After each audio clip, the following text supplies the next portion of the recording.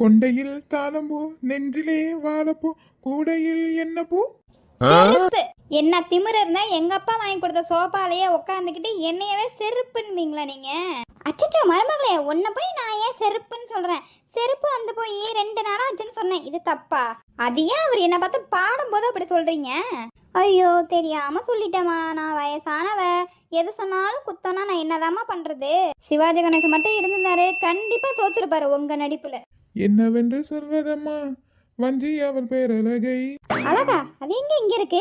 இந்த எகத்தாளம்லாம் என்கிட்ட வச்சுக்காதீங்க, அவ்வளவுதான் நான் சொல்லிட்டேன். அட நீ ஏமா கோச்சுக்கிற? பக்கத்து வீட்டுக்கார பொண்ணு பேரு அழகு, அவ எங்க இங்க இருக்கான்னு சொன்னேன். அவ ஊருக்கு போயிட்டாமா, அதத்தான் சொன்னேன். எவன்டி ஒன்ன பெத்தான் பெத்தான் பெத்தான், அவன் கையில கிடைச்சான் செத்தான் செத்தான் செத்தான். அடி போடி பைத்தியக்காரி, நான் அறியாதவளா சின்னஞ்சிறுச அட போடி. போ நீ போ, போ நீ போ. அப்படி சொல்லாத குஷ்பு. அம்மா அம்மா என்னாருயிரே. உங்க அம்மா உனக்கு மட்டும்தான் ஆறுயிரு, எனக்கு எப்படி தெரியுமா?